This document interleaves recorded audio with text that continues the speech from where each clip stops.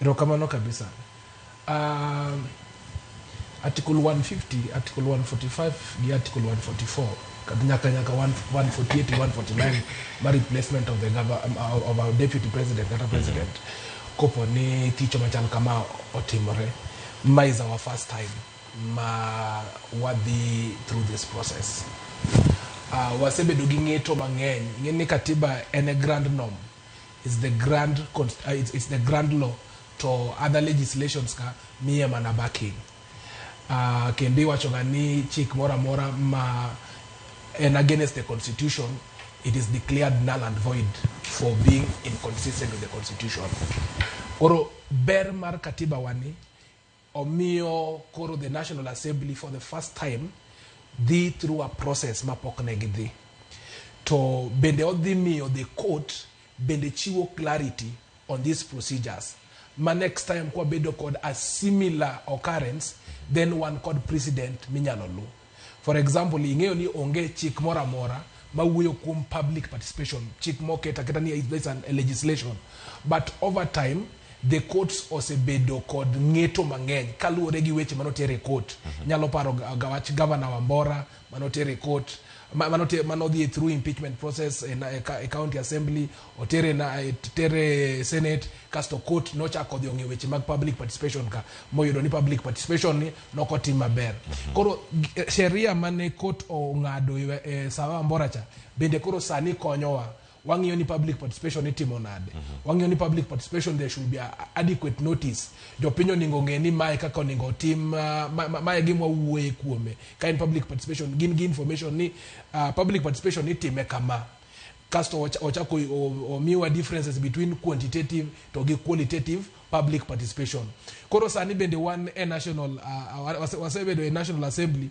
A National Assembly bende koro ineno ka katiba wang'iyo ni jogi negi nywando those grounds as one. There was no prosecution mar witnesses mora manotimore National Assembly. But kore Senate kane what do they need the Senate all the team all the bedogi quasi judicial powers mag prosecuting this matter. Me na edo kagidi longo evidence gidadogi are they going to follow the procedures kaka itime Evidence Act mar cross examination re-examination to examination in chief casto bang mano what is the threshold of the evidence? Is it beyond reasonable doubt? Is it balance of probability? Magite dingi kasto wadu the court. Korobrongia nika court bende dichiwo a new jurisprudence. Kaluo record the procedure, kaluo record substance. Nikech there is the procedure, the procedural perspective of it. Ni oyae National Assembly the motion to impeach obedo supported with this number of votes, this number of signatures to give number of members maniye katiba. Kaso chakwabire National Assembly there was an aspect of conflict of interest manobedo raised. Niwe Tangula, who was presiding over this matter, had made a pronunciation about it even before it came to the National Assembly. Nyaka jalupne.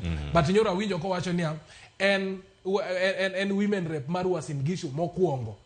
Kapoko bedo deputy jalup speaker. Kuro weche gitre wading'iyo giane kado biro miyo wa al president ma next time kopo ni Cleophas emigolo kata igolo article or Cleophas wach no luma ber chikoro cheng migolo to biro kar kanyo wabulo kar achiel kachiel anga duogo gire shila aka wiyo masanda osegalo 36 mondo mikanga duogo nitie gigo ma jalup jatend piny Kenya no wacho mokwongo no wacho kanyo ni jopiny obed moso mido thuolo en gi geno moro kuom do ni do nyalo bedo gi thuolo mar rese tango dogi picha machon bende warangi kaka no donjo ne jatende William Ruto kuom gigo mawacho ni gik medonjo nego sani jatende nosetimo gigi en ang'o mokoro sani en makoro kawe okete wi bao igure to chieng' pasaka pok ochopo nyakora muga jwang' wakawi masani ka waduogo to ak dhi nyime.